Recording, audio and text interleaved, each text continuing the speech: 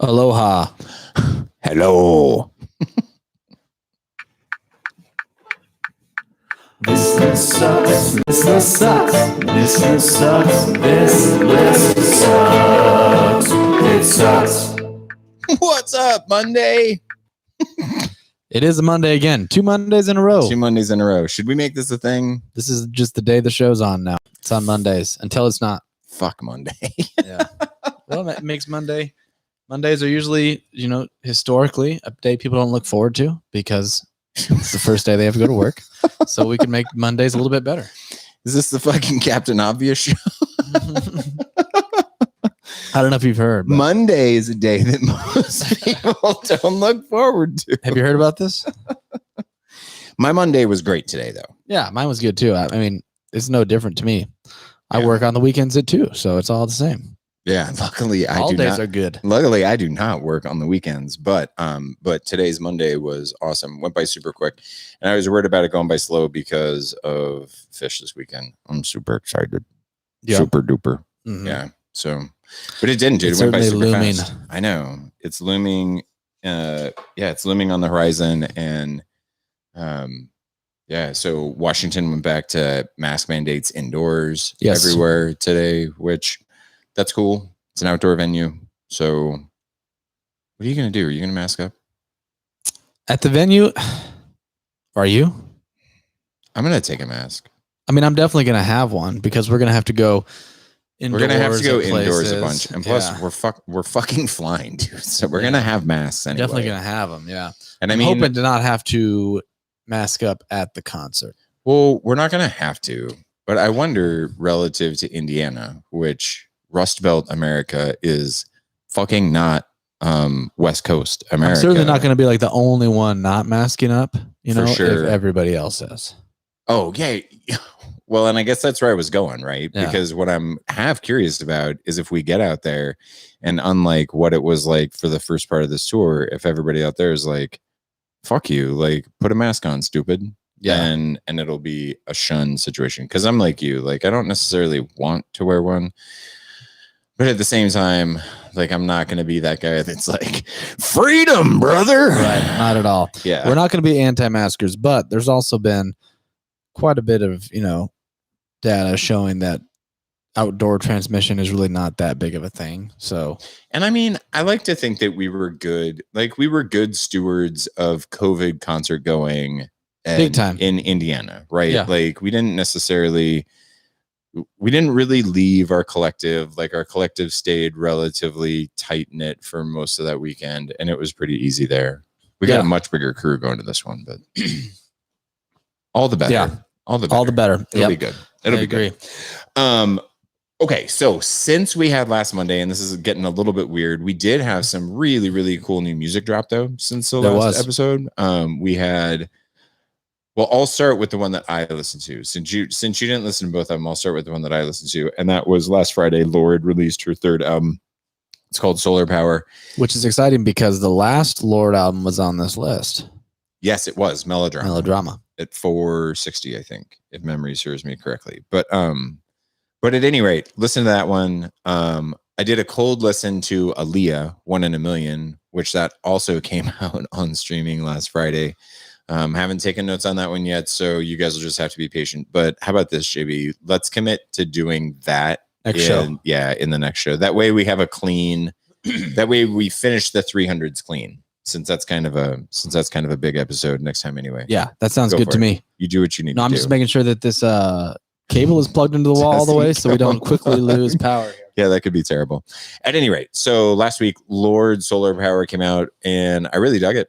Well, Jesus, I did enjoy the album, but I will say this: I'm starting a movement right now to stop the audio abuse of female performers by Jack Antonoff, because I don't really need any more Jack Antonoff songs. And I feel like every time Jack Antonoff works with a female performer, he makes very similar sounding music. Does that? Huh. Yeah, I mean, he definitely has a style. So he's done Taylor Lana Del Swift Rey. quite a bit. I know. And Lana Del Rey. And So Lana he Del did- Rey. And the so- last Lorde album. So think about, yeah. Oh, he did Melodrama too. Yeah, And Melodrama was I think. infinitely more diverse in terms of sound. But I was actually thinking about this because I recently purchased Folklore, which was the album that he produced for Taylor Swift. And then I was thinking about this, and I was thinking about that Lana Del Rey that we just listened to. And really, they're all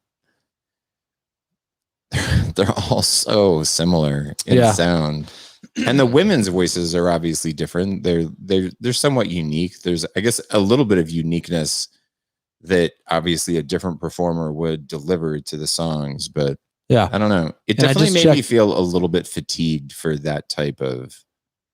you think he just kind of has a set style and he sticks to it throughout most of his artists? I mean, that's how it seems like. Yeah, That's how it seems with some of these. I did check, and Melodrama was Jack Antonoff, so Well, he was the kudos main collaborator. kudos to Jack Antonoff on that. But Jack, let's take a break from the acoustic guitar coffee shop, like Starbucks pop music. He does put out a little Starbucksy vibe. He adds a It is, right? agreeable layer of Starbucksishness to his. I don't work. want any more Pike's roast with my female artists. Like, just bring some danciness back, because Melodrama was a wonderful record, and so kudos to him for producing that. And So the new one is not dancey. no, not really. Like it feels like I mean, there's some parts that are a little bit dancey, but it's more of like a coffee shop type of record. Gotcha. Is there a lot of piano, or is it mostly acoustic guitar? Mostly guitar. That is different than her acoustic last guitar. one, big time. It is. But I really like her voice lyrically. Like, she has fun lyrics, like she always does. Like, she plays with words really, really well as an artist. And she does more of that here. She does a lot of It's good, really like good. she does a lot of good phrasing. You know, like where Yes. she'll do a word, but then she'll kind of do like with part of the word She'll to play make it with it. fit the melody. You Yeah. know, and I like that kind of thing. Yeah. And it's not so much that as I would say lyrical cleverness that sets its way into this one. I liked the record. I like Lord. It's definitely worth checking out. I will check it out. I did not listen to that one, but one that I did listen to like almost twice through actually. And just today, I didn't check it out until today, was the new Sturgill record. Yes. The Ballad of Dude and Juanita. Indeed. I No. listened to that one as well. What'd you Okay, think? I like it. It's Sturgill. It's like Sturgill. the next evolution in Sturgill. It is, but they're like straight up cowboy songs. Yes. It's not just country music. It's like old school cowboy songs. Well, it's all a concept, right? Yeah, it's a concept album. And isn't there like a comic book or something that's coming out with this? That sounds right. There's some other type of art media that's going to tell the story that the songs tell you, but the songs are written like, it's almost written like a musical. Does that make sense? Yeah. Because it's not like a super clear-cut story just by the song titles themselves or the lyrics themselves, but it's going to get put together in some capacity with another. I can't remember if I don't think it's a movie. I feel like it's a It's comic not like book. a Netflix show or something. Because he did. Was it a wasn't Netflix there some show? show that went with his last one? That was Sound and Fury. And Yeah. there's like a 40, well, however long that record is, it's like 43 minutes or 44-minute animated movie that goes with it. And it is spectacular. Because I still haven't watched that. Oh, Sorry, dude. It's so Sorry, dude. Listen. And Juanita. When you do, dude, you're actually going to apologize to me. And you're going to be like, I fucked up bad. I should have watched that a long time ago. I've probably watched that 6 times. Wow. Okay. It's so captivating because it kind of tells a story, but not really. But it does so in just enough of a manner that you think, well, maybe if I watch it again, I'll figure it out. understand it a little bit better. 6 times. But then you True. just wind up watching it and you're just like, what the fuck? But the music is really compelling and it's spectacular. Great. But yeah, I'm not sure what this one's going to be. I wouldn't be surprised if they just do the same thing again. Yeah, maybe. But Definitely. yeah, I loved it. It was like an extension of the Sessions records, right? Of the Cowboy Arms sessions and the Butcher Shop sessions. The way that he took his bluegrass previous ones. catalog and bluegrassed them. Yeah, so that's 'Cause what I this was going to one say. a ton of bluegrass. Yeah, I was going to say tons of it. Like, it's very clear the influence that him taking that bluegrass break had on his future work. There's a lot of banjo in there. Yeah. But Sorry, Linda. but it's also super OG, kind like what you were saying, like kind of cowboy. It's type very, songs. yeah. It reminds me of some of the cowboy songs that the Grateful Dead did, like songs like El Paso and stuff like that. Yeah. It's very old Western cowboy songs. Yes. Yeah. But really well done and in easy listen. It's not even a half hour long. No, it's like 25 it's minutes. like 25 or 26 minutes. One of the tracks says that it had Willie on it. Did you hear Willie? Like Willie Nelson? Yeah. No, I didn't. I wasn't watching the tracks that I was listening to it. Well, when I was reading through it, because I was walking when I was listening to it, so I just read through the track listing before. But one of them said, I can't remember if it said like featuring or just with Willie Nelson, but yeah, one of them were. I'll pull it up. I want to say it was like this 6th or 7th song, something like that. The 7th song, Juanita. It says featuring Willie Nelson. Huh. And I did not hear him at all. Maybe he wasn't singing. Maybe he was playing guitar or something. Ah, look at you. Yeah. I'm the You idea know man. a thing or two about those things too. You fuck. Yeah, that probably was it. I have no clue. Yeah. But super enjoyable. I love Sergil. That guy could probably fart into a microphone. I was and about I'd to be say okay just with that it. right there. For- that you would be. Yeah. For a pretty good long while, I'd be willing to put up with it if I felt Yeah. like it was going somewhere. You'd be like, well, it's been an hour, but he's certainly not just going to keep farting into this microphone. At some point, he's going to do something genius. And, you'd give it a while before you'd change your mind on that. I mean, it's going to be, probably at the 4th hour. I mean, if he was going for that length of time without break, I would just think that impressive, but I'd probably give up hope. Maybe. Or maybe you'd be like, this is starting to sound good. I like what he's doing here. Okay, so real quick programming note. We told you this last week. We're not going to be doing a show next week, so we'll come back in a couple of weeks at some point over Labor Day weekend. Yeah, 2 weeks from this past weekend. It'll probably be on a Sunday night, honestly. Yeah, either Saturday or Sunday. It won't be Saturday. Won't be Saturday. So it'll probably be It'll that be Sunday. Yeah. Yeah. The Sunday Labor Day weekend is when we'll record that. And when we record that, that's going to be a big banger because that's the end of another 100. Yeah, indeed. So that'll be another 200 champagne through. night. Another champagne night. Our second of 5. Yeah. And so we'll revisit like the quartiles. We'll revisit a handful of other things. We're going to have to revisit the first 100 show to figure out what the hell we talked about. Yes. For consistency's sake. To make sure that we do it in the same way. Yeah. Yeah. And that's when we'll also talk about Aaliyah, because obviously we're going to have extra time so we can squeeze that in. But listen, spoiler alert, there's a couple of just monster long records in next week's listen, including the definitive collection of ABBA. Oh, wow. How long is the ABBA collection? 2.5 hours of ABBA. Okay. Yeah. Mhm. Perfect. What are the other long ones? Kiss Alive is actually an hour and 20, like an hour and 23, an hour and 25 minutes. It's pretty Fun. long. Ooh, another Bill Withers. We'll talk about this at the end of the show also, but Yeah. But at any rate, so that's going to be in a couple weeks. So be patient and we'll be back with you over Labor Day weekend. Yep. Cool. What do you say? That being said, should we dive in? Let's do it. Okay. So, Yep. Coming in at number 310 on Rolling Stone's list of the 500 greatest albums of all time, which is what we're doing here. We're going through That groups thing. of 5. Yes, that thing. That list. That list, which sucks. Okay. So 310 is Pink Flag by Wire from 1977. This first generation UK punk band made sparse tunes that erupted in combustible snippets on its 21 track debut album. America never got it, but Pink Flag, as revolutionary discs tend to do, influenced some important bands, including Sonic Youth and the Minutemen. It also might be one of the most covered punk LPs ever. Minor Threat did 12XU or 12XU. REM did Strange. The New Bomb Turks did Mr. Suit. Spoon did Lowdown. Lemonheads did Fragile, and on and on. And on and on and on. What do you think about these guys? I didn't know it was so heavily covered. That is kind of interesting.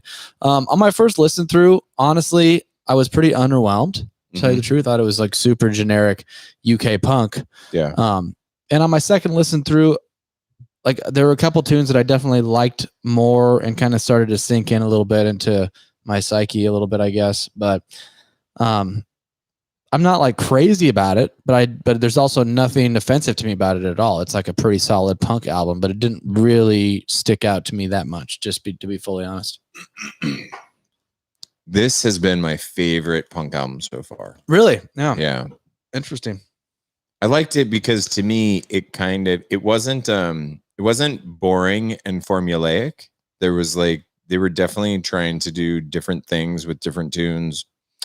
Lyrically, I thought it was really good. Lyrically, like there's some fucking punk ass shit, but like thoughtful punk shit, like more clashy type of punk than like Black Flaggy type of punk. And I want my punks to be kind of serious. Like I want them to be angry and mad. And this fit the bill. There were some songs. So you like this more than Rocket to Russia? Yes, because Rocket to Russia is like goofy punk, which I really, really like that too. Like I like fun punk, and to me, that's what Rocket to Russia is. But this is like fucking edgy. These guys are punks because they're mad. Yeah. And the Ramones are punks because they're the Ramones. Does that make sense? Yeah. I'm trying to figure out what my favorite punk record was so far. It might be Black Flag. Because here's the Rocket to Russia. Here's the thing. How fucking overrepresented can punk music possibly be? It really is. There's a lot of it on here. I feel like every week we have another one. When we get to the end of this, like I want to go back and maybe we might ask totally unpaid and borderline, definitely not underappreciated. Maybe we should ask our statistician, Heather, to go through and give us some categorizations of some stuff. Yeah.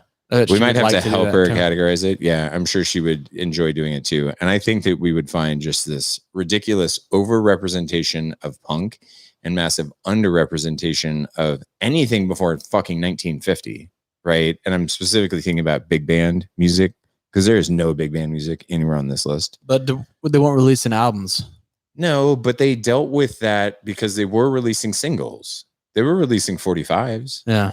That's how musicians... Right? Like musicians still made records. Yeah. So you're just thinking they should be in some form, compilation form or something? Yeah, that's what they did with everybody else that only was releasing singles. That's why we got not Howlin' Wolf, because Howlin' Wolf was records, but Muddy Waters. Yeah. Right. We had a Muddy Waters anthology. You can't give me Glenn Miller's greatest hits. Yeah, Robert Johnson's fucking anthology. Yeah. And that guy didn't even release, those weren't even like released records. No. That was just some shit that he put down on record and then they found it after the fact. It's true. And so underrepresentation of metal, I would say, at least so far. Severe underrepresentation of metal. You think hip hop's overrepresented? Yes. Just like severely overrepresented. Like in fact, hip hop is more severe to me than punk in a lot of ways. There's been a lot of hip hop. And it's a really, really like it's the youngest art form out of any of these groups outside of maybe EDM, right? Because technically kind of Sugar Hill Gang was doing their thing before you had, maybe like new wave kind of synth pop, but no, not really. Because we're going to talk about fucking Brian Eno this week, and Brian Eno was crushing that synth in the early 70s. So yeah, I don't know. It gets really weird, but it'll be fun to look at that, and that's something that I want to do. But out of all the punk that we've heard thus far, and that was a lot of punk, I love this. If you're only going to listen to a couple of them, check out Lowdown. That fucking riff and the groove and just the feel of that song at the top of it, all in. Yeah, see, Lowdown to me, that's another one of the reasons why I was surprised to hear you say that, because a lot of this, like some of it felt like stereotypical punk, but then some of it felt more like new wave, Sure. And Lowdown was one of them to me. Yeah. It was almost that was what I did like that song a lot. But it was almost kind of like bluesy at times. I know. And it sounded more like new wave than punk. But that's what makes it. That there's some variety. Yeah. Yeah, but that's also what I think makes them like authentic. Does that make sense? Yeah. Because punk don't give a fuck. They're going to do whatever they want. Yeah, I get what you're saying. They're fucking punks. What were some other tunes you liked a lot? Pink Flag. Loved Pink Flag. And I loved Strange too. Towards the back half of the record. I love Strange. Which number was that? really, really long. Okay, so that's the other problem with this record. There's a whole bunch of minute-long songs. This record's like So- 35 minutes long, and there's 21 songs. Oh, I found it. 15. That was my highest rated one. Yes. Was Strange. Yeah. I loved the background vocals. Because on that wasn't punk at all, dude. No, I know. I remember I'm Yeah. writing down like this is like slow driving rock. It's not typical punk at all. Super distorted bass. Distorted Super bass, distorted fuzzy guitar. bass. Yeah, and fuzz guitar. I fucking loved it, dude. Yeah, that was definitely my favorite on here too. Loved it. I had the most stars on that. I also liked Three Girl Roomba a lot. That was the third track. Yeah. And I liked Yeah, I like that one. X Lion Tamer. I liked X Lion Tamer. I also loved the commercial. That's so That was all fucking stupid. Instrumental, right? Yeah, it was so goofy, but I loved it. I loved 106 Beats That. All I wrote for that, and I don't even remember this song. I wrote Strange Song. That's all Dude, I wrote. it is super bizarre, but I think it was that it was super short, and that's all I really thought of before I wrote. It's basically just synths with this giant distorted guitar. It's really all it is. But dude, I'm telling you, like this record got me. I was into it. That's awesome.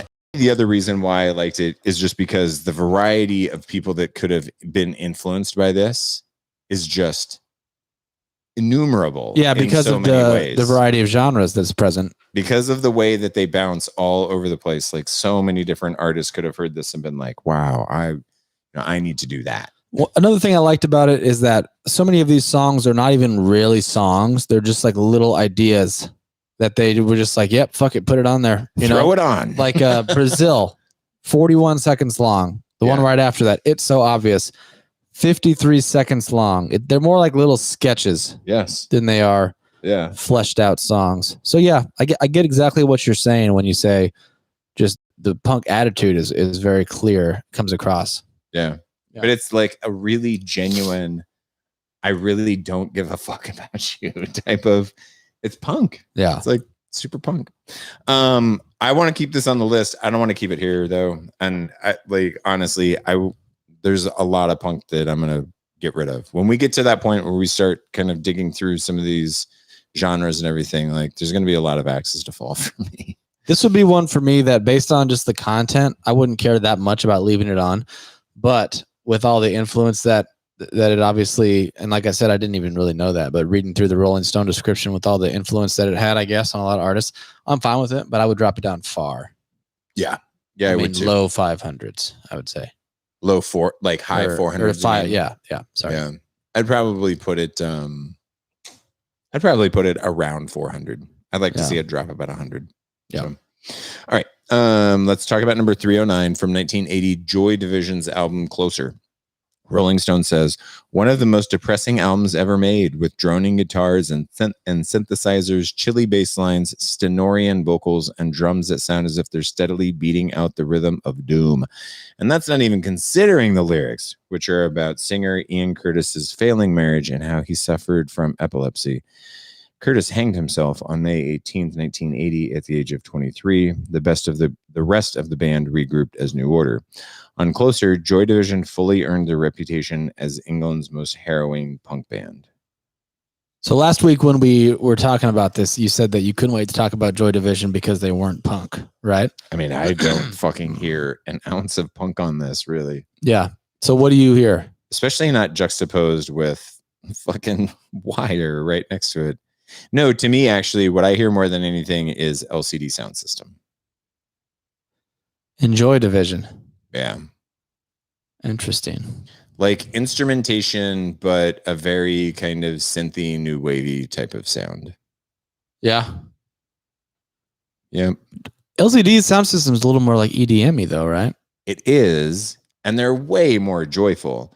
The thing that got me was Ian Curtis's voice reminded me a ton of James Murphy's voice. Okay. Yeah, I can see that. It was like the delivery, the way that he phrased things. Like I thought that he kind of had just a weird A lot of the same like nuances to the way he was singing. Yeah, a lot of strange cadences, right? And that's something that I just always think about James Murphy when I think about kind of those weird, goofy ways of making like talk singing almost, but he wasn't doing any of that. It was just kind of goofy.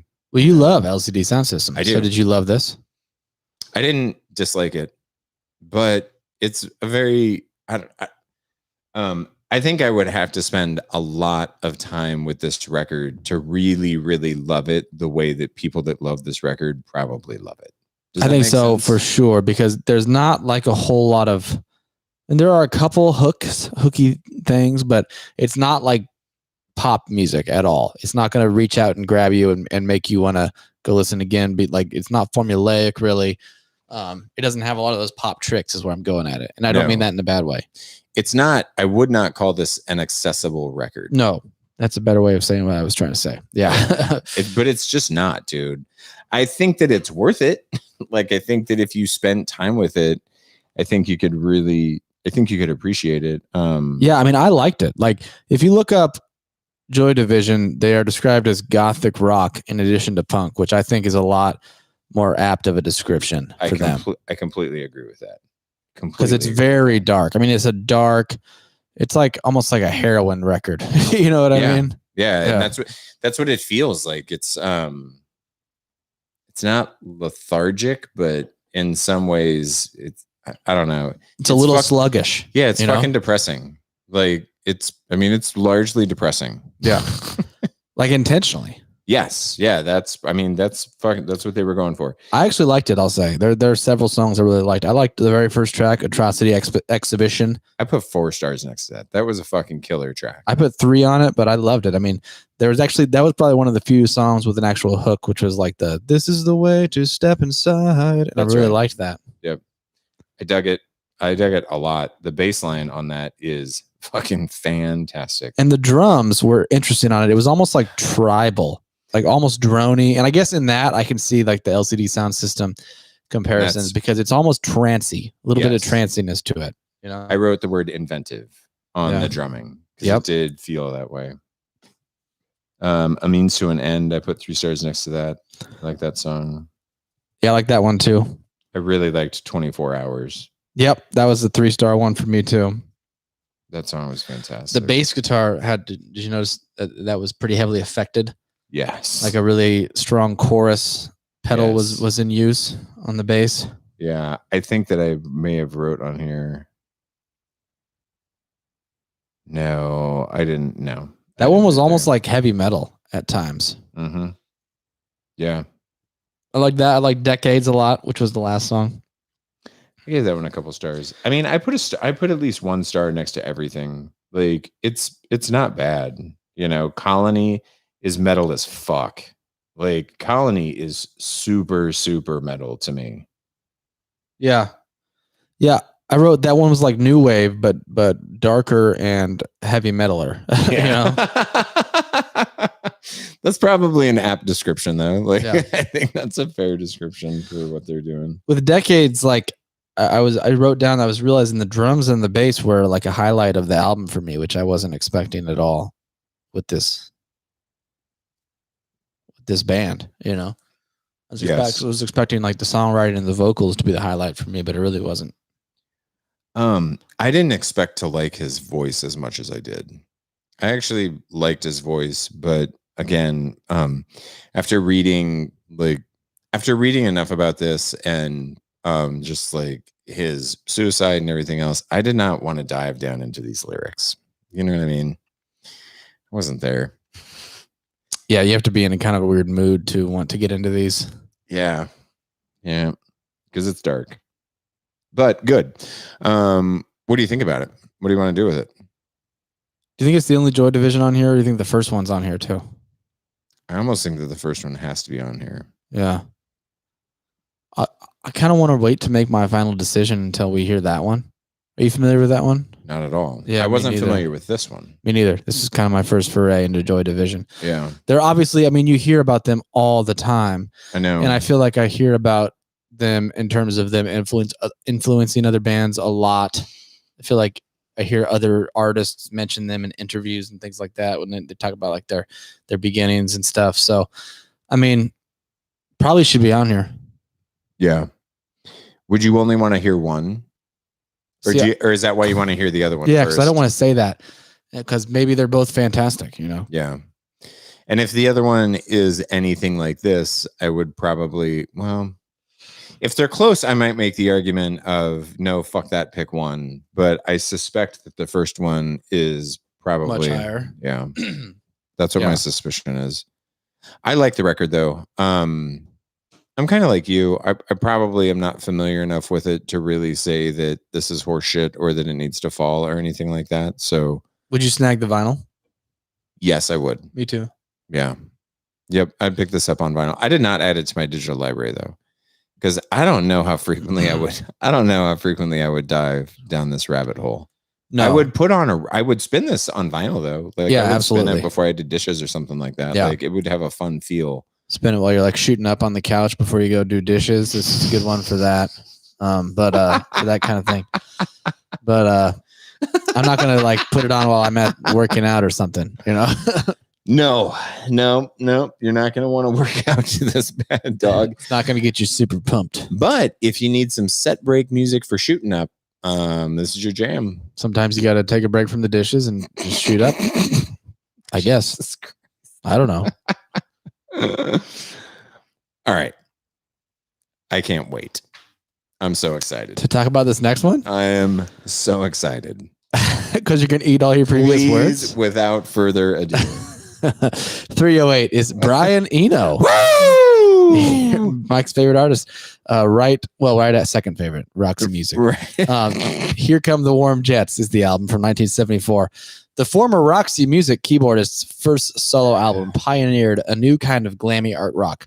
Jagged, freeform, and dreamy, sounding like nothing else in rock at the time. Babies on Fire and Needles in the Camel's Eye are vicious rockers with detached vocals, and Robert Fripp's warped guitars swarm and stutter while On Some Faraway Beach and the title track are just glistening slow-mo drone pastorals. I called it warm jet guitar because it sounded like a tuned jet, Eno said later. And yeah, I absolutely get that comparison on a couple of the Robert Fripp tracks. That the guitar sounded like a jet. Guitar. Oh, of the jet. Yeah. Because there was like, there was, go back and listen to that. Yeah, I mean, there were a couple, I'm trying to figure out which one it was, but with just this crazy guitar tone that was just super flangey and was it the heavily affected. I think it was maybe the third one, maybe Babies on Fire. Babies on Fire, you think? Yeah, that was one of them, I think. Yeah, I think that must have been it. Maybe it was Blank Frank too. Yeah, that was what it was. Yeah. So the guitar solo on that was just that's what I think he was talking about. Yeah, I haven't made note about that. Like, his guitar work on there is just really, really good. Yeah. Ooh. I loved this record. So you're a Brian Eno fan now, huh? No, but I love this record. Come on. You love this one? Yeah. It's great. It's really, really good. And I still hate the other one. That's okay, but maybe you're more open to what else Brian Eno has to offer now. Yes, but can I tell you my favorite thing about this record? Yeah. Is when I was listening to it, what my first thought was like, man, this is a Talking Heads record. And I really felt that way just because of the way that, I don't know, it just sounds like a Talking Heads record to me.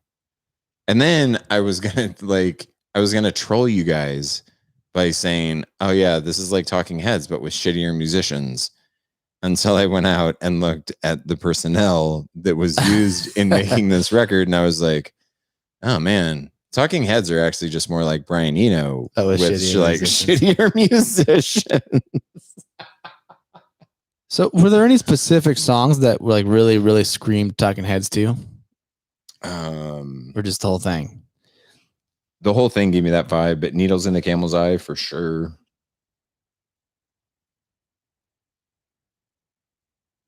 Yeah. I definitely get it a little bit. For me, it was closer, more in line with like David Bowie. Did you get that at all?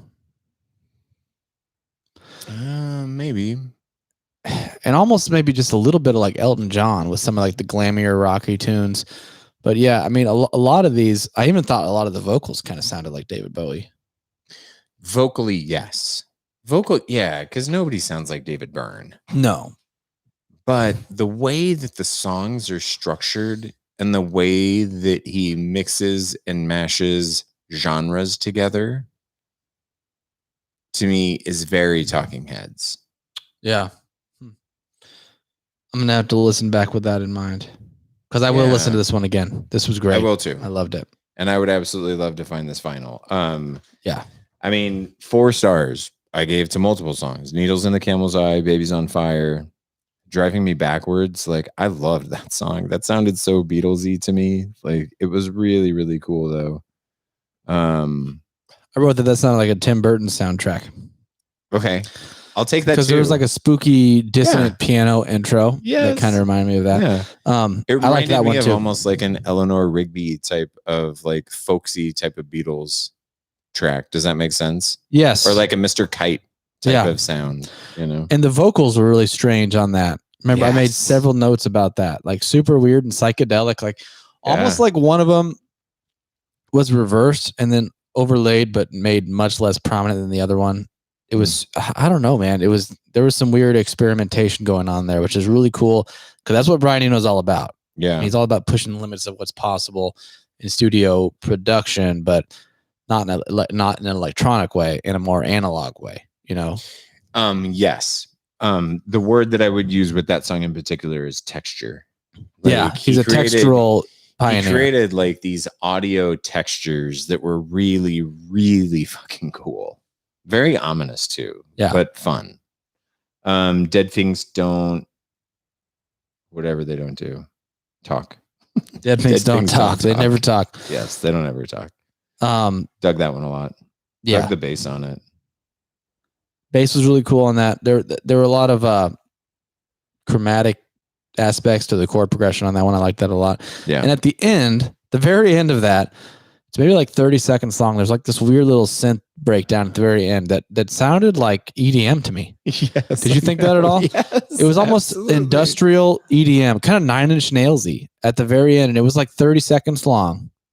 But it was like, dude, what did you just do there? Like that style of music that you just did, it's not going to pop up for like another 15 years. I know. You know? And he just like threw it in as like a 20-second interlude at the very end of one of his tracks. It's like a 20-minute outro type of thing. And I really wrote on there, killer outro, super fucking badass. Yes. It was so cool what he did. Like, I mean that. Like, that's I know. that. What he did right there doesn't pop up again in music for years. And then when it pops up, it's literally like it just overwhelms music for a decade. Yeah. And If it's you like think Brian about it. Eno did that shit at the as a throwaway outro on one of his songs that's deep into his record. You know what I mean? It was almost like an idea that he had, and he was like, you know what, fuck it. We'll just throw it at the end of Dead Things Don't Talk. Yeah. It'll be fine. Nobody's gonna like this. Here Come the Warm Jets, the very last song. Yeah. Very, Fucking very love cool. that, dude. And I love the way that one transitioned into it from the last one. I mean, like a lot of these songs kind of flowed together. Yes. Beautiful synth melodies on that one.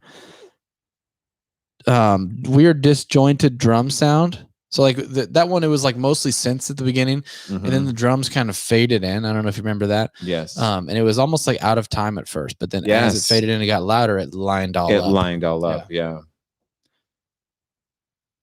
And it was almost fully instrumental, that song, until the very Yes. end when there's like these crowd vocal repeating chorus, which I really liked. I love crowd vocals. I mean, as long as they're done well. And they were here. And so those are just the songs that I gave 4 stars to. I gave 3 stars to Cindy Tells Me, which that it's interesting that you said the Beatles on the other one, because I said Beatles on that one a little bit.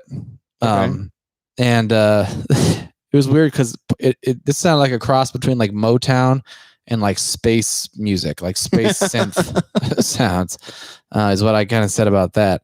And the guitar solo on that was actually really good. And I was like, is that it didn't sound like Robert Fripp. I was like, who is that? You know, and it was Phil Manzanera from Roxy Music. Oh, jeez. It wasn't the singer guy. It was the other guy.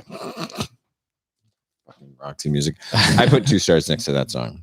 I really dug it. Yeah, I but gave 3 stars on Some Faraway Beach. yep, that was great. I wrote Bob Seger may have borrowed a little from this. Yeah, Did you hear that at all? I think so, especially in the piano. Yeah. It sounded like that Bob Seger song. Dun, dun, dun, dun, dun, dun, dun, dun, dun. These are the days or whatever that fucking song Okay, is yeah, from yeah. Bob I Seger. don't know what it's called, but I know what you're talking Yeah. about. On Some Faraway Beach, though, loved it. I like to blank Frank. I Funny did too. character. I put 2 stars next to it. Yeah. It almost reminded me of Pink Floyd a little bit, the vocal style. Okay. Specifically of, I'm trying to think of what song it reminded me of, and it's not coming to me right. I loved the organ on that. Yeah, the organ. I fucking wrote organ on a note Blank about that Frank too. was super dope. Really, really good. Yeah, and more crazy guitar tonal textures on that one too. Yeah. Okay. Yeah, this is great. Before we move on, what the fuck was the what the fuck was it? The Paw Weird Blowtorch? The Papa Negro Blowtorch. Oh yeah, the Paw Negro Blowtorch. What the fuck, dude? Like, what the fuck was that song about? What The was lyrics? that song? Yeah. I don't know, but I did like that song a lot, actually. Did you really? Yeah, I gave it 3 stars. Dude, I couldn't get over, like, I was reading the lyrics on it. See, I don't and even was know if I picked up on many of the lyrics. I probably wasn't listening. trying to figure out what the I'm fuck pulling this it up song right was now. about. This is gonna take some deep psychological rendering. Luckily, we have the internet. It's not hitting me right away in terms of what this is supposed to mean as I read it. I don't know, man. What did you come up with? I don't know. Okay. I was just kind of disturbed by them, honestly. Like, I couldn't figure out what the hell he was trying to say. Do you know what Babies on Fire was about? No.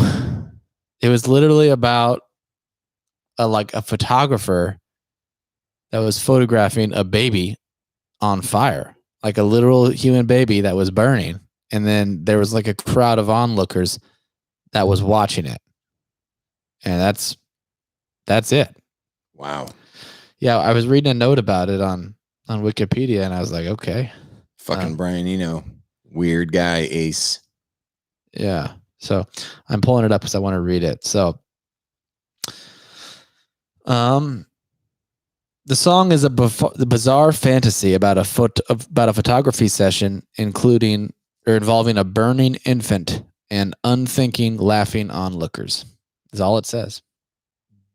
So very, very strange song to come up with. Can you imagine? He's just like, hey guys, I got this great idea for a song. It's about a burning infant and a guy's photographing it. He has to lead with the music there, right? Yeah.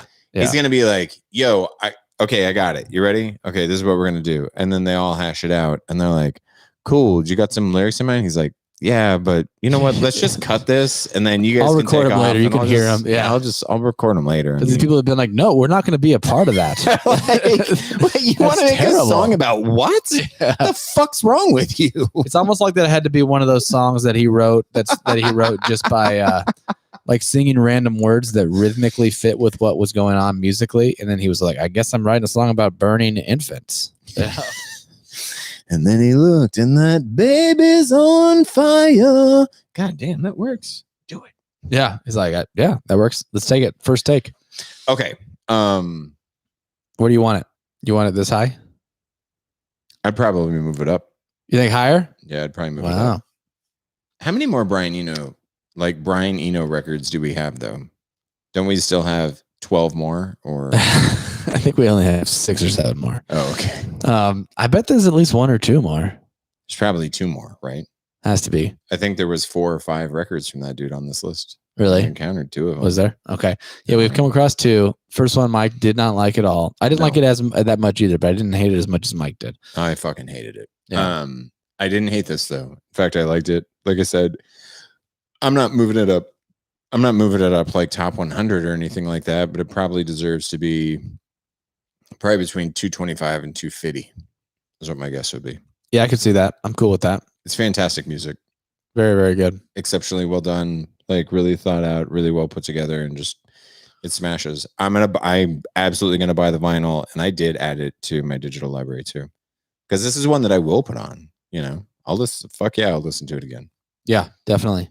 in a lot of different. I'll buy it settings. on vinyl too. I'm right there with you on all accounts. Cool. So, oh yeah, and we're the CD Aaliyah arrived, and so listener. give me 1 second. I'm pulling up the email. Oh man, so sorry, listener. No, that's okay. I'll call you. I don't think he's gonna be. I'll call you offended. Dave.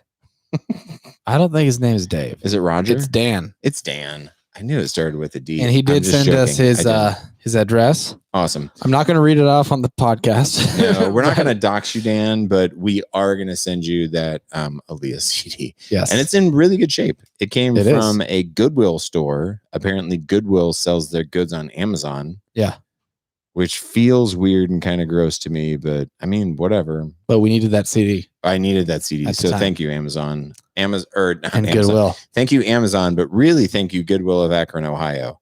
You really saved my booty Akron, with Ohio. that Aaliyah CD that I'm now regifting to a listener. And Dan, please PayPal us $25. How much? Wait, I mean shipping too. Shipping too. Dan, Yeah. please go ahead and PayPal us $43.50. We're gonna we'll get send that it straight out to you We'll get that upon to you. receipt. We'll get that to you by Saturday morning. No, it's coming to you, bud. All right. Moving on. Next album for this week is number 307. It's the compilation released in 2003 of the late, great, holy hell, Sam Cooke, entitled Portrait of a Legend. Rolling Stone says, quote, Sam Cooke was the best singer who ever lived, no contest, end quote, asserted Atlantic Records' Jerry Wexler. Cooke was a gospel star who crossed over to rock and roll, helping to invent music that would become known as soul. The collection spans his whole career, from his early work with Gospel Kings, The Soul Stirs, to the civil rights anthem, A Change Is Gonna Come, which became a posthumous hit after Cooke was shot to death at an LA motel in 1964, which we're definitely going to talk about because that was super fucked up. But It was. This was one of the anthologies, or the only anthology, because it's probably considered that, right? Is Absolutely. it greatest hits or is it an anthology? It's kind of somewhere in between. it's an anthology because it Okay. covers his whole career. So this was the only anthology that I was excited to listen to. Me too. When I first saw it, I was not like, oh shit, I have that much music from that guy to listen to. I was sad when it ended. I was too, and I enjoyed every fucking minute of it. This album is amazing. I mean, I would have listened to 2 hours of Sam Cooke, and this one's only like an hour and 20 minutes. He might be like there is no, I mean, all respect to James Brown, but you can fuck right off with the Godfather of Soul. No, you're not, dude. Because really, James You're Brown not should at be all. called the Godfather of funk. Maybe, but fuck that, dude. I mean, actually, if you want to call James Brown the Godfather of Soul, that's fine. Sam Cooke is just the God. The God. He's The just Almighty the God, God. of Yeah. soul, like the holy fucking Trinity of soul. Because Yeah. his voice is flawless. I mean, it's beautiful. It has He has such fucking control heart over it. and days, and there's no auto tune. There's no bullshit. This is just a fucking guy that sings. It's perfectly masculine, and Yeah. yet it's at the same time, it's so mellow and tender. You know what I mean? dude. His falsetto Beautiful. is just the most ridiculous thing fucking ever. Maybe Yeah. it's stunning. Just stunning. And the fact that he wrote so many of these songs. Thank you. This dude, he wrote basically all but 3 or 4 of the songs. He did a couple covers that were really well selected. You know what I mean? That's exactly right. That's exactly right. One of them was a Hank Williams cover, if I remember correctly. Yes. I think I wrote down which one, but I can't remember. There's a Chris Christopherson cover that's mixed in here as well. And that was before Christopherson was a big hit. It was when he was just a songwriter at the time. You're sure? Yes. Okay, because there's a Chris Christopherson cover on the next record too. Are you thinking of that? Oh, I might Because be there's one thinking on the about Al that. Green record. Oh shit, I am thinking about Al That's Green. what I thought, Thank you. yeah. I'm so sorry about that. So what were some of your favorite tunes? Okay. Let's Okay. start at So, the very beginning. well, this is what I'm going to say. So the only thing that I did, because in my mind, every single one of these songs, I would put at least 3 stars next to, at least. Like, and I wouldn't differentiate literally from one to the other. Like, that's legitimately what I think about all this.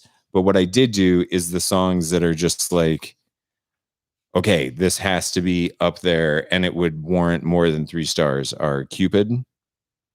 That song smashes. Wonderful World is his best song, in my opinion. It's probably my favorite song. Chain Gang, Bring It On Home to Me is ridiculously good. Another Saturday Night. Those were your 5 stars? Yeah. Wow. I had more. I'm sure that you did. Yeah. And And a I'm lot not of the gonna- same ones that I had were those. But Yeah. dude, the very first track, Touch the Hem of His Garment. I thought that was an amazing song to choose to pick off to kick off the anthology here. Yep. His voice was just killer right off the bat, and I actually loved the hook. I mean, how can someone make the words "touch the hem of his garment" into a catchy hook? And it was. It was like, if I could just touch the hem of his garment, and he was like digging in vocally, like screaming almost. Yes. Yeah, like this. He had growls, like Yeah. especially in these early recordings, like he had almost just a really harsh graveliness to his voice that was wonderful. I gave You Send Me 5 stars. Okay. That one is just so well done. It's such a simple melody that he sings on the verse, and yet it just gets stuck in your head. It's Yeah. so good. What a Wonderful World is I wrote at that time my favorite track up till now for sure. Yeah. What a Wonderful World is just an amazing song. I know. It's so good. It's And- one of those ones that like I look forward to covering with the band one day just because it's so much fun and everybody loves it. You know. And that's the thing, like it's such a happy song, and I always associate it with Animal House. Like whenever I hear that song, I literally picture James Belushi like happily kind of sauntering through this cafeteria line and loading up his tray with all types of terrible things that he's going to start throwing at people. Yeah. Love Yeah. Yep. Love And that being said, and I'm gonna interject now with this because I want to end off with more praise. Okay. But there were some songs that, while they were super well done, are not like ones that I loved that I would give 3 stars to. Like Ooh. songs like just songs that maybe were really, really popular at the time, but now come across a little like cheese ball, you know, songs like Everybody Loves to Cha Cha Cha and like Fuck you. Literally, that's what I wrote. you wrote Fuck You. I literally wrote, fuck you. Fun, fun, fun. This is the Yeah. cat's meow. I fucking love that song, dude. Yeah, I mean, I liked it. I gave it 2 stars, but it's just like I'm not crazy about it, and I'm not gonna that's not gonna be like the one I pick if I go to listen to Sam Cooke.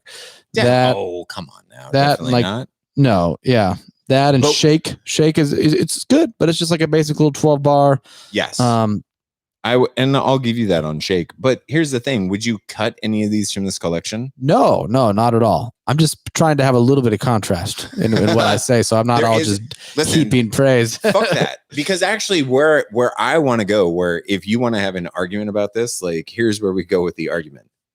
This is radically fucked up in terms of placement, in my opinion. I think it should be higher. Fuck yes. Yeah, definitely. This is Um, like this guy probably has. I think you can make the argument that he might have the greatest voice of any male Of any soul recording singer, artist. of any male. I was going to say that too, because like it's hard to argue against like Aretha Franklin when you talk about soul music, you know, soul singer, or Roberta Flack for that matter. You know, Yeah, but I mean, honestly, Sam Cooke. I'm I'd not have saying that yeah, argument. but I'm I'd saying it's a yeah. I feel like that's defendable.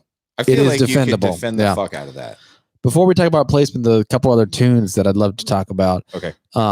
Yeah, another Saturday Night, loved it. One of my very favorite songs on the entire record, Good Times. Mm-hmm. You know that one? Yes. I didn't realize he wrote that. I didn't know that was. Oh, I really? didn't know that was him. Because I've heard a I couple looked at the versions writing of it. credits as I was going through it, and Yeah. so I was Well, because I knew this song. I mean, you didn't know this. Did you know that song? Come on and let the good times roll. Yeah. We're gonna stay here till it soothes our soul. Yeah, and I guess I didn't realize that he wrote that because was that later? That was later done by Otis Redding, right? Didn't Otis Redding do that? I don't know if he did or not, but it was a famous Grateful Dead cover. They played that one a lot, and there's like a really, really famous version that you should listen to. And there's actually a really, really high quality video and recording of it on YouTube. They opened up the Alpine show in 1989 with it, and it's like a pro shot. It's all downhill from here. Yeah, exactly. And it's all pro shot video, and it was the opener, and it's just a real nice, clean version of that song. I didn't think it was a Dead original, but I didn't realize that Sam Cooke covered it, or Sam Cooke wrote it. Yeah. And then, dude, a change is gonna come. I gave that song 6 stars because I just wanted to differentiate it somehow. And that song I wrote, simply put, this is one of the greatest pieces of music ever recorded. This is an absolute treasure of music. One of the best things I've ever heard. The key change on the chorus. Yeah. Is literally like, that's one of the, I don't know, that's like one of those special moments in music. And just beyond the music itself, it has like huge, like societal implications and absolutely everything about it. That song is fucking amazing, dude. Yeah. Like, I love it. I mean that. I'll stand by that. That's one of the best pieces of music ever put on record. Yes. I'll even, I listen, I'm not going to argue with you over 6 stars. Like, that's a 6-star song right there. I enjoyed dude. the hidden track at the end. Oh, did you? Soul. Did you like that? It's all right. It's fine. Well, it wasn't even really a song. It was just kind of cool to get a little glimpse into. It was an interview with Sam Cooke, and they were like, "Hey, hum us a little 8 bars of what Soul is really about." And it just was him. He just kind of goes on this little riff that he hums, and then he's like, "Yeah, that's pretty much it." It was awesome. It was cool way to end the record. Yeah. We should talk about how he died. Like, that's kind of a really weird thing. Did you read into it at all? Yeah, a little bit. Fucking weird, dude. I don't know if the Wikipedia article that I read was kind of biased, but it was almost like the Wikipedia article that I read was kind of incriminating on Sam's front. And maybe and I'm hoping that's not the case, but I mean, it was basically saying that this girl was claiming that he was trying to rape her. Yes. And the girl that was in the hotel room, not the one that shot him. Yep. Like this girl was like, that he was out with her, and she tried to get him to take her home. He refused, took her to the motel room, attempted to rape her. And again, this is all her. Yeah, that's what I was going to say. This was the story that she told to the police. Yes. But has there been any kind of digging into that? Yeah, his family was super fucking pissed about it. Yeah. As you can imagine. And what the family contends was that there were a lot of people that saw him out in the clubs that night, and there were multiple people that saw him with pretty large stacks of money because he had recently been paid for some gigs that he was doing. Yeah. And so the family speculates that that they went back to the hotel room, they got undressed, and then she took off. Yeah, because the story's a little fishy. It says that he was holding her there against her will. Yeah. And she tried to escape out the bathroom window, but couldn't get out. And then he went to the bathroom and she left. Like, if he was holding her against her will, why would he just be like, "Hey, you chill out here, you stay," you know? But then also it was like, in the confusion, she grabbed all of his clothes. Like, what? I don't think she grabbed all of his clothes in the confusion. You know what I mean? Yeah. And so the family thinks that because she knew that he had the stacks of cash, that she actually just took off with all of his clothes to steal the money. And then he left the hotel room basically fucking naked, maybe with some underwear on, runs down to the motel office, starts banging on the hotel manager's window saying, "Where did the girl go? Where did the girl go?" Because she had all his money. That's Purportedly. that's what the family thinks, Allegedly. right? In her words, it was to escape him because he was a maddened, horny would-be rapist. And so then the hotel manager, whipped out a piece and shot him.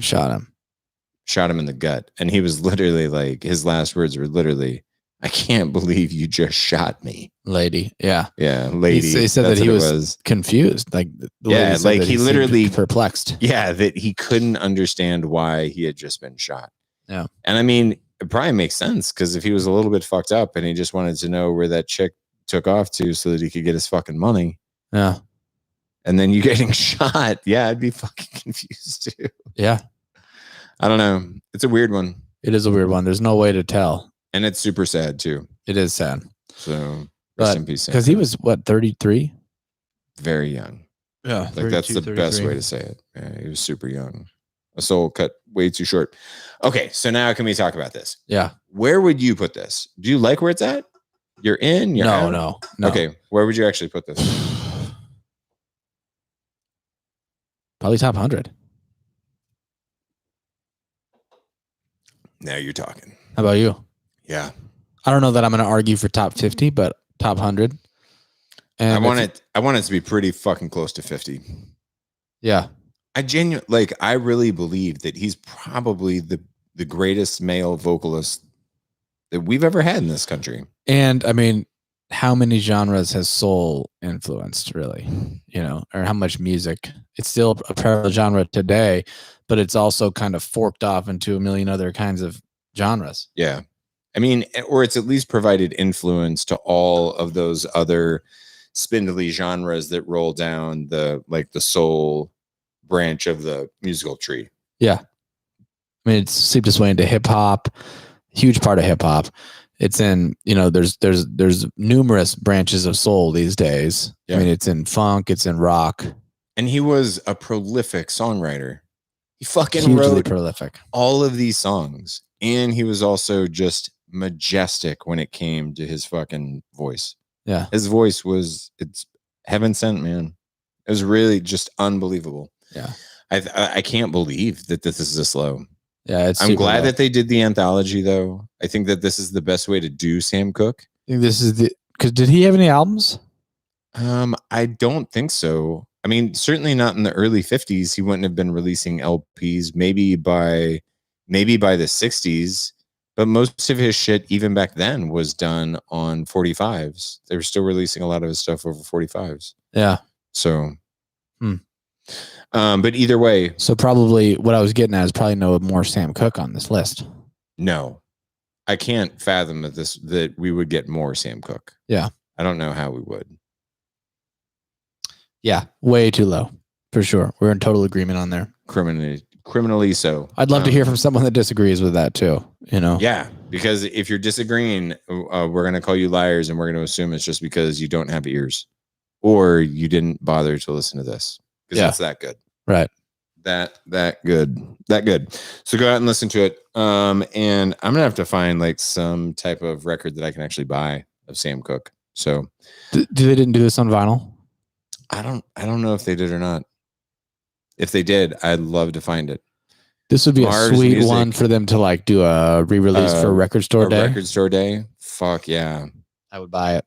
But no matter what it cost. In the meantime, though, if you see it or Marv's Music, if you're listening to this, get some Sam Cooke. I'll fucking buy it. Promise. Yes. Yep. Okay. Should we do the last one of the week? Let's do the last one. We do have 5 this week. Hot dog. Go figure. Yeah. 306 is Al Green. I'm Still in Love with You. Our third Al Green entry in this list. 1972. A lot of 70s records this week. I was just thinking, I feel like most of them. Joy Division was 80. But yeah, Pink Flag was 77. Yeah. Brian Eno was 74. Well, Sam Cooke was the 50s, though. That's true. I mean, 3 out of 5 ain't bad. 3 out Yeah. of 5 ain't bad. Yeah, exactly. Okay, so Al Green, I'm Still in Love with You. Al Green made one classic after another in the early 70s. The Memphis Soul Master turned each LP into an all-out passion play, capturing the highs and lows of romance. After his smash, Let's Stay Together, I'm Still in Love with You was the second great album of 1972. It's an even more sensual experience with the sweat-dripping acoustic groove of Simply Beautiful and the vulnerable confessions of Look What You Done For Me. We used chords that people never used before. Producer Willie Mitchell said. I don't know if that's Do you true. think that's Willie. true? I was No. going to say. Al Green always wanted to advance. Maybe they used jazz chords in this genre of music they weren't super prevalent in that genre. Wow. Basically calling him a liar. No. Fuck you, Willie Mitchell. You lying motherfucker. Scumbag. Okay. I had an interesting thought experiment about trying to go back and like pull my other journal from the previous list and like re-examine how I ranked stars that appeared on the greatest hits album. I was thinking about the same thing. I was like, so on the very first track, which is I'm Still in Love with You, I wrote refer to previous entry.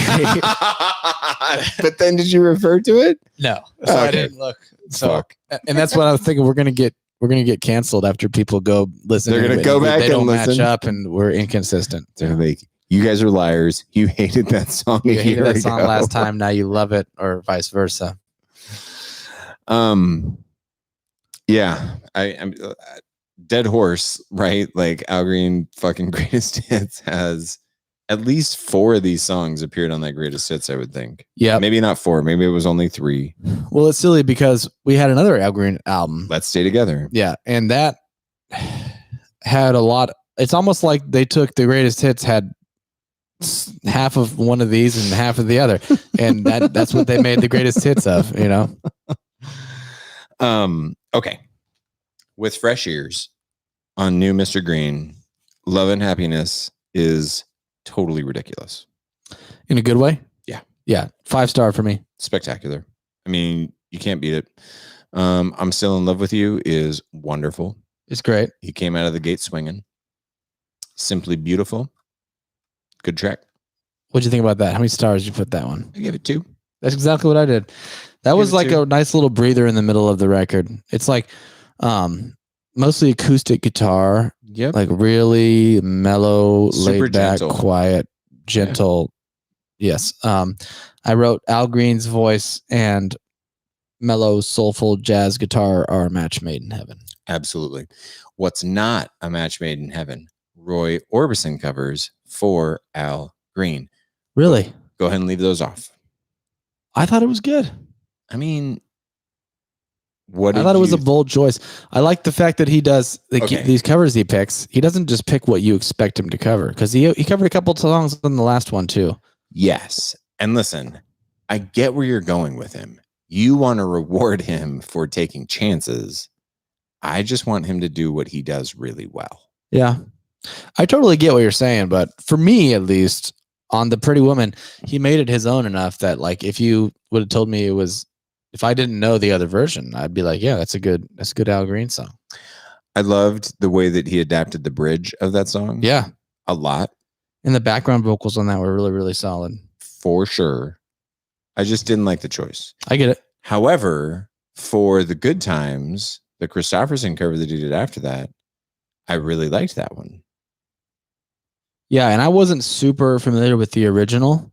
Neither was I. But I like the idea of turning a country song into a 6/8 soul gospel ballad, which is basically what it was. Yes. I also loved Look What You Done For Me. Oh, yeah. Great song. The intro sounds just like Let's Stay Together, though. I will say that.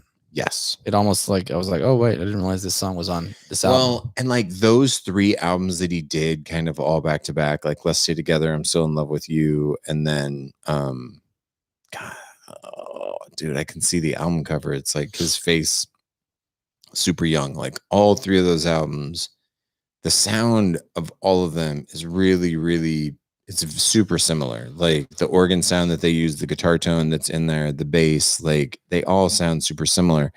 And so that's where it becomes really problematic to take all of these albums and then the greatest hits and just like pile all of this shit into this one list. You know, it becomes really problematic in my mind. There is such a thing as too much Al Green. Yeah. And I think this list has achieved that. You think it has too much Al Green? I think the 2 records that were actual records, hands down, belong on here. I don't know if we need the greatest hits, though. We don't. Yeah. We shouldn't be there. As much, it's a great compilation. It's a good snapshot of Al Green's career, but that's not what an album is. And that this list purports to be the 500 greatest albums of all time. Album is an art form. Mm-hmm. And I'm Still in Love with You is an album. Let's Stay Together is an album put together by an artist as a piece of art in an intentional way. It was a recording. The greatest hits was just moment something that the studio decided to put together and said, hey, let's just fucking put this out so we can sell more Al Green. Let's squeeze some more juice out of this Al Green lemon. Yeah. Yeah. So I'm in agreement with you that one should be off. Cool. But if there's another one that's really, really good, that's an actual album by Al Green, I'm not going to say 3 would be too many if there were 3 albums that he put together that were really, really good. I think Al Green's great. I mean, I love this. I agree with you. I agree with you. I love this for sure. I think we do. I think we're on the same page. Do you think we get another one? I don't know that third one that you're talking about. I don't know if we will either. I'm going to have to look it up after this and see what songs are on there, though, because it might be one of those things that we look at and we're like, oh, fuck. Obviously, it's going to be on this list. See, maybe, but the other side of me says, like, I would have expected Let's Stay Together to be at the top because that's probably his biggest song. Yeah, but we already had it. I know, that's what I'm saying. I would have expected that to be the top one. Yeah. So I'd be surprised. Yeah, we'll see. Yeah, we'll see. What do you want to do with it in terms of placement? Well, let's wait to make our final decision until we see that other one. But I feel like Let's Stay Together should be higher than this one. Just because of the title track? It's probably his most well-known song. Without question. Yeah. Without question, it's definitely his most well-known song. What I'm curious about, though, is do you punish Al Green or do you try to find the album out of those 3 that is so well differentiated that it's miles above the other 2? Does my question make sense? No, say it one more time. All 3 of those albums, and we keep referring to all 3 of those albums. I'm going to get way more specific for everybody out there. So we're specifically talking about the albums Let's Stay Together. We're talking about the album I'm Still in Love with You. And actually the other album that we've had was not Let's Stay Together. I don't think. Was it not? Okay, so then that one's going to be on here. It was Call Me. Oh, yes. So then we certainly have Let's Stay Together coming up. Exactly. Yeah. So never mind. Then. Call Me was released in 1973. That's the one that we've already had in addition to the greatest hits. I'm Still in Love with You is right here. Let's Stay Together, which was released in 72, is the one that we haven't found yet. And I agree with you. It's definitely fucking on this list. Yeah. So then I'm like, cool with it. Well, but here's my real question. Let's Stay Together and the Sound both released in 1972, and then Call Me is released 7 months later in 1973. So literally all 3 of these records were recorded over an 18-month period. That's an amazing accomplishment that they all went on the list. Which is something that, like, if you think about it, how many artists can't record 2 records over a 2-year period? Or over a 10-year period. Or over a 10-year period. Yeah. So do you punish Al Green? Because the sound is very similar between all 3 of those records. And that's where I'm kind of going with. Like, there's very little differentiation because they were all done over such a short period of time. I'm going to refer back to my argument before about the diversity thing. Mm-hmm. If it's one of the best albums of all time, it's one of the best albums of all time. But how do you say that Call Me is worse than I'm Still in Love with You, and both of those are worse than Let's Stay Together, if they were all ostensibly captured at the same moment in time? Just based on the songs on the record, right? Fair enough. And you're going to put Let's Stay Together at the highest because that's the jam. I think so. Let's stay together. Absolutely. Is that your favorite Al Green song? Fuck yes. It's everybody's favorite Al Green song. It's played at every single wedding that's ever happened. Every single person. I don't think you're legally married if you don't play Let's Stay Together at your wedding. Because if you don't, you may as well play that song, Let's Fucking Get Divorced, I Hate You, Bitch. Yeah. Who was that by? Yes. The band, yes. Yes. Okay, sweet. It's a prog rock classic. Yeah. It's like 23 minutes. That's why most people don't play it. Yeah, it's not a good wedding song. Even if they dislike each other. Yeah. They're like, hey, we should play this because it fits our vibe, but we just don't have the time. That's funny. Okay. So, yes. Well, I think that the 3 should be on the list and the greatest hits can fuck off. I mean, And when we get to Let's Stay Together, which we're definitely going to get to, I think we can have a more intelligent conversation about it at that point in time. Yeah. Because do you understand the only argument that I'm making? That they're almost the same album. It's almost like it's like one long album. You could have held on to this and literally cut a triple album that nobody would have been pissed about because it was a ridiculous set of albums. Because he has a certain sound too. He's very it's very consistent with his instrumentation. It's always like a funk band or like a soul band plus strings, you know, and it's really, really great. So that's the other thing is like he just fucking fired these albums off and they're cohesive works of art. So just because he could have released them as three as a triple album, he didn't. And I think that they're all really good in their own right. So I'm cool with All right. Let's get to the last one. We'll get to the last one and then we'll have a more robust. This was the last one. No, you mean the last Alcrane record? I was like, shit, was there another record? I'm out of material, bro. I get what you're saying. Okay, good. Okay, so not next week, but over Labor Day weekend, probably the Sunday over Labor Day, we are going to be talking about 1 in a Million from Aaliyah, which that's dying all the way back to like 314 or something. Yeah, we'll figure that out. And then we're going to be talking about number 305, the 1975 kind of live album from Kiss, Alive. 304 is Bill Withers, Just As I Am. Dude, super. Third, Bill Withers, right? No, second, but super tight together. Because the last Bill Withers that we encountered was only like 25, maybe 30 records ago. Yeah. 303. Gird your loins, folks, because it's 2.5 hours of A, B, B, A. ABBA's The Definitive Collection. That means I'm actually not that bummed out about it. Although the album that has Dancing Queen on it, can't remember what it's called. Might be called Dancing Queen. I don't think it is though. That's a great album. I hope that one's on here. And if that's not on here, I'm going to be pissed that that's not on here and this is. But we'll talk about that when we get to it. How many standalone ABBA albums listen? I am very unfamiliar with ABBA. Okay, so I was too. One time, and we'll just talk about this really quickly. But sorry. I was at a gig out of town playing with this wedding band that I play with sometimes, and we played Dancing Queen. And for some reason, on the way home, I had like a 3-hour drive. It was in the middle of the night. You fucking did it. And I was like, you know what? I'm going to spin this album that has this album. I'm going to find out right now. But the album with Dancing Queen on it. Listen to the entire thing. The album is Arrival. Okay. That album fucking slays, dude. The whole thing is really, really good. I was impressed by it because I did not expect that at all. So, I don't know if we're going to come across that on the list or not, but it even says right on the Wikipedia page, it's one of ABBA's most successful albums, has 3 of their biggest hits of all time.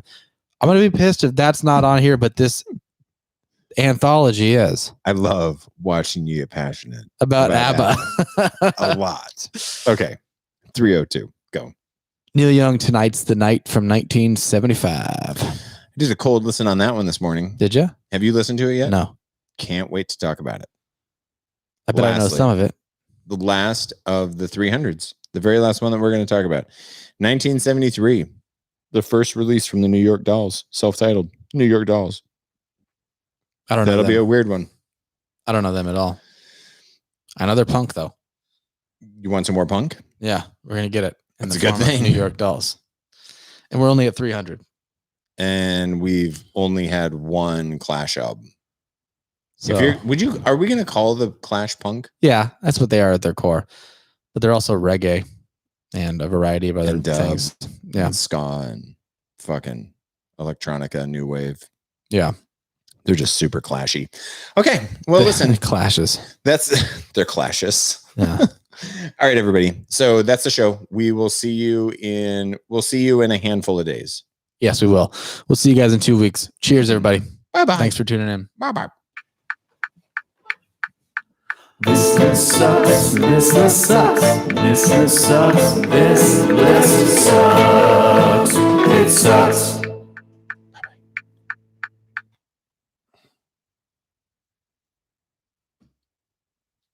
Hope Chuck was pleased with that episode.